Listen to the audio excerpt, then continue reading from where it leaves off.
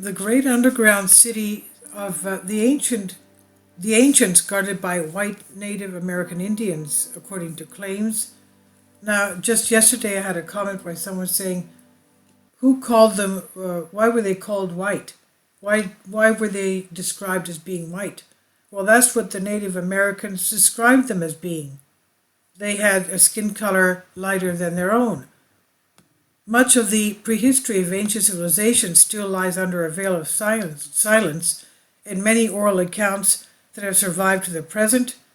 We often find references to underground cities and temples, and it's true that recently ancient underground galleries and cities have been discovered by archaeologists.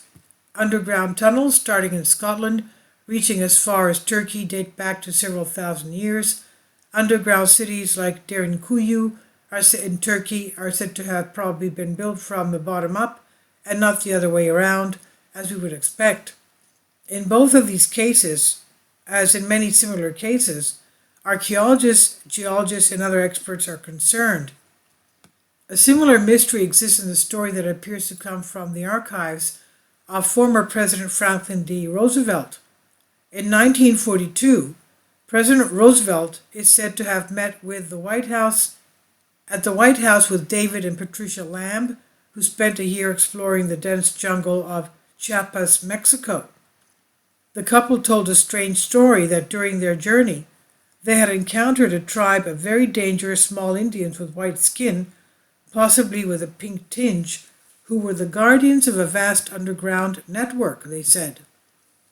These Native American Indians, however, do not seem disposed to kill them, but were quite annoyed by their visit.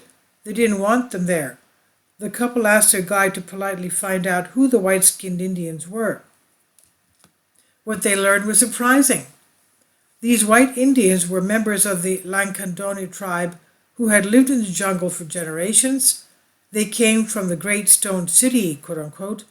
They were the guardians of an underground great temple inhabited by the Old Ones, whom they worshipped and were willing to kill any intruder who would disturb the Old Ones.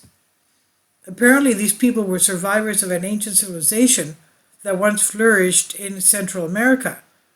When their journey was over and they returned back to modern civilization, they searched and found more details about these white Native American Indians. The French scholar and geographer Abbé Charles Etienne de Boisbourg, 1814 to 1874, mentioned this tribe in one of his writings and their appearance in small towns in Chiapas and western Guatemala. Among the traditions or rumors circulating about them stood out those that referred to valuable ancient treasures hidden beneath the surface of the city in an underground network guarded by the Lacandone. Among these treasures were several valuable sheets of gold. Written in hieroglyphs, they contain the history of the ancient world. The golden leaves describe the story of the Great Flood, and it is said that there was also an accurate prediction of the Second World War.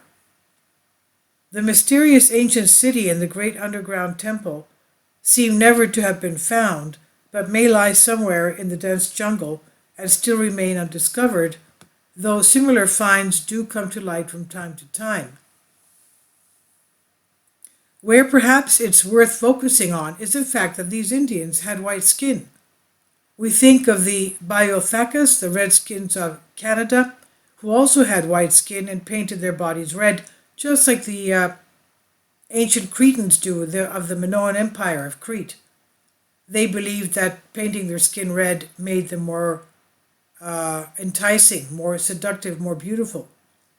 It's also noted that evidence had been found that supports the hypothesis that some of the Indians of Central America may have been ancient Greeks from a distant past, or that they may have been taught by Greeks who arrived there, such as from Argonautic expedition, the Argonauts, or the journey of Ulysses, as Henrietta Mears seems to document in the book by Inops Pontos, which she wrote after a comparative study between the ancient sources and gives another explanation for the Odyssey.